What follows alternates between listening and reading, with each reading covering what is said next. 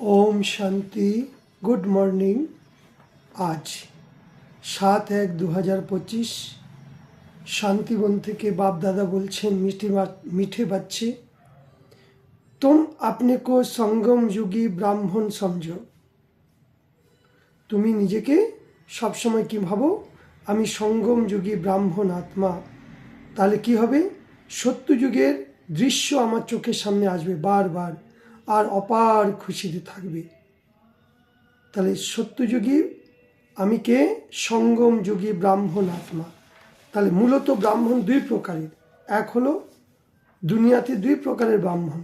একটা হলো কুক বংশাবলী, মানে বিকার থেকে যাদের জন্ম হয়েছে 5 বিকারের ফলে, তাকে বলে কুক বংশাবলী। আর আমরা ভগবানের মুখ, ব্রহ্মা মুখ বংশাবলী ব্রাহ্মণ, অর্থাৎ ভগবান ব্রহ্মার মধ্যে প্রবেশ করে আমাদের ব্রহ্মার মুখ দিয়ে জ্ঞানের কথা শুনিয়ে জ্ঞানের দ্বারা আমাকে অলৌকিক জন্ম দিয়েছে।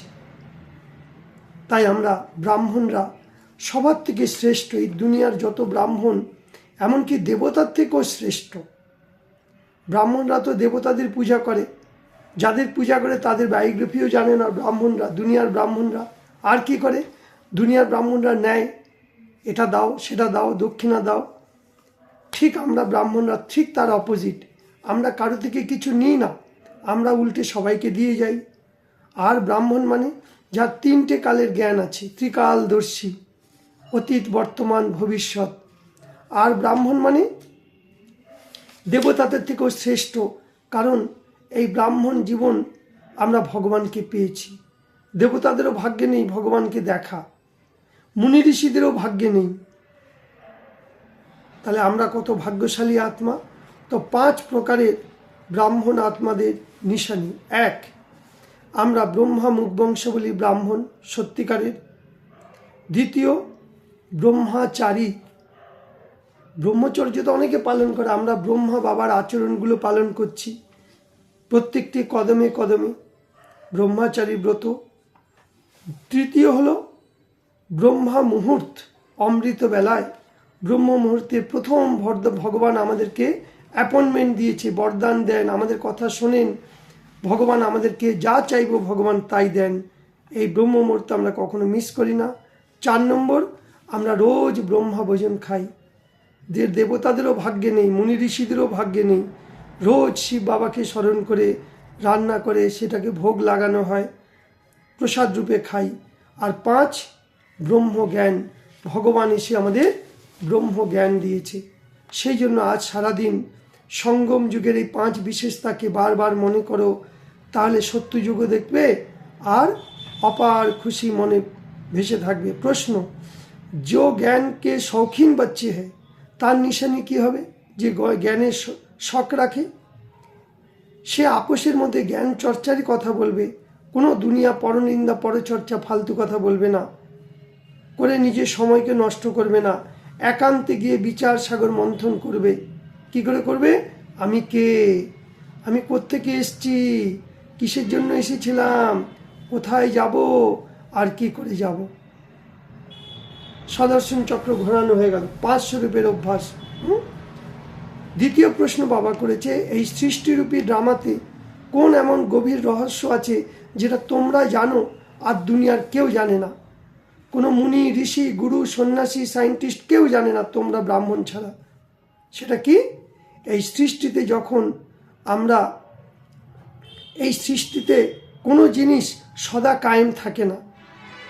শিবায় এক ভগবান শিব বাবা ছাড়া পুরানো দুনিয়ার আত্মাদেরকে নতুন দুনিয়ায় নিয়ে যায় একমাত্র শিব বাবাই নিয়ে যেতে পারে। তাই শিব বাবাই চাই আমাদের। এই ড্রামার রহস্য তোমরা বাচ্চারা জানো, দুনিয়ার কেউ জানে না। তাই আমরা এখন বর্তমান সময় একান্তে বসে জ্ঞানের মনন চিন্তন করব, নিরন্তর বাবাকে স্মরণ করার জন্য প্ল্যান বানাবো। ইয়াদ কি যাত্রাতে থেকে কি করে আমরা মায়াজিত হতে পারি, তারপর কর্মাতীত অবস্থাকে আমাদের লাস্ট পেতেই হবে।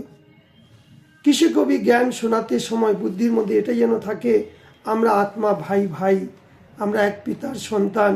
জ্ঞান দেওয়ার সময় যেন তাকে আত্মা দেখি, নাম রূপ দেহ যেন সব ভুলে যাই।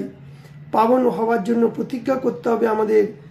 আমরা পবিত্র হয়ে পাবন দুনিয়ার মালিক অবশ্যই হব। বরদান, স্বয়ংকে প্রতি ইচ্ছা মাত্র অবিদ্যা হয়ে বাপ সমান অখণ্ড দানী পরোপকারী ভব। মানে কি? সব ইচ্ছাগুলোকে ত্যাগ করে এক ইচ্ছা রাখো, আমাকে ব্রহ্মা বাবা শিব বাবা সমান হতেই হবে। যেমন বাপ দাদা দুজনেই অখণ্ড দানী পরোপকারী, আমাদেরকেও সেটা হতে হবে। যেমন ব্রহ্মা বাবানি নিজেকে নিজের স্বয়ংকার সময়, নিজের সময় সেবা অন্যের প্রতি দিয়েছে, স্বয়ং নির্বাণ হয়ে বাচ্চাদের মান দিয়েছে, কামকে নাম কি প্রাপ্তিকেও ত্যাগ করেছে। হ্যাঁ, আমার নাম মান শান তা দেখেনি, নাম মান শান সবের মধ্যে পরোপকারী হয়েছে, নিজের ত্যাগ করে অন্যদেরকে নাম করেছে, স্বয়ংকে সদা সেবাধারীভাবে রেখেছে, বাচ্চাদেরকে মালিক বানিয়েছে। তাই স্বয়ংয়ের সুখ বাচ্চাদের সুখের মধ্যে ভেবেছে। এইরকম বাবার সমান আমাদের ইচ্ছা মাত্র অবিদ্যা হয়ে, অর্থাৎ মস্ত ফকির হয়ে অখণ্ড মহাদানী পরোপকারী হব। বিশ্ব কল্যাণের কাজে তীব্র গতিতে এগিয়ে আসবো আমরা। হ্যাঁ, বিশ্ব কল্যাণের কাজে নিজেকে সমর্পিত করব। কেস আর কিসের সমাপ্তি যেন হয়ে যায়, আমাদের মধ্যে কোনো কেস, কোনো রকমের দাগ যেন আমাদের মধ্যে না লাগে।